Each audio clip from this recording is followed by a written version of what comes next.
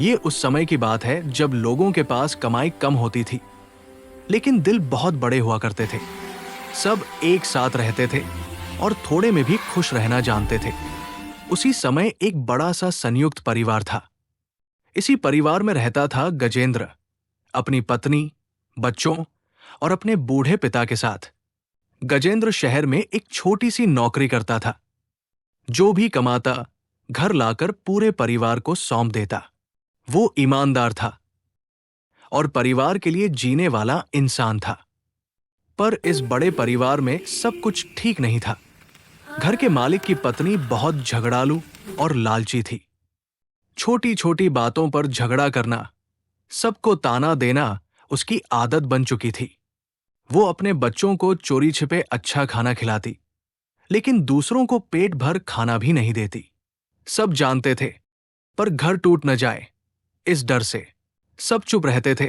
समय बीतता गया। गजेंद्र की बड़ी बेटी शादी के लायक हो गई। हर रविवार गजेंद्र उसके लिए रिश्ता ढूंढने निकल पड़ता। और फिर भगवान की कृपा से एक अच्छा रिश्ता मिल गया। गजेंद्र ने खुशी खुशी घर के मालिक को ये बात बताई। मालिक भी खुश हुआ और बोला, बेटी है, शादी तो अच्छे से होगी। लेकिन जब 20,000 रुपए की बात आई तो कहानी पलट गई। मालिक की पत्नी भड़क उठी, पैसे पेड़ पर नहीं उगते। गजेंद्र नौकरी करता है, पैसे वही देगा।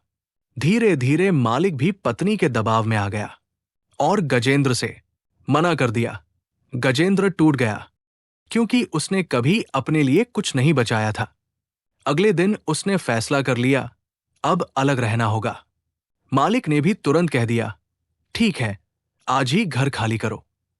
अब सवाल था, जाए कहाँ? तब गजेंद्र की पत्नी बोली, मंदिर में रह लेंगे। और पूरा परिवार मंदिर में रहने लगा। दिन में एक बार खाना, वही पकाना, वही खाना। अपनी बेटी की शादी के लिए गजेंद्र की पत्नी ने अपने कुछ गहने दिए।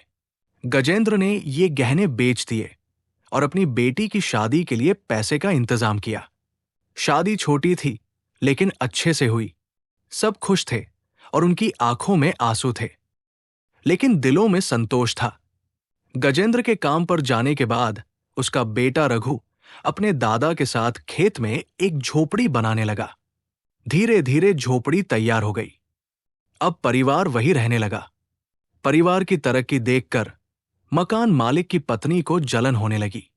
उसने अपने पति को उकसाया, उनकी झोपड़ी जला दो। मकान मालिक ने इस काम के लिए 2 गुंडे हायर किए। रात के अंधेरे में 2 बदमाश मशाले लेकर झोपड़ी के पास पहुंचे। जैसे ही वे पास आए, हीरा और मोती भौंक पड़े। ऐसे भौंके कि गुंडे घबरा गए। दोनों जान बचाकर भाग खड़े हुए। पूरा परिवार हीरा और मोती के लिए तालियां बजा रहा था।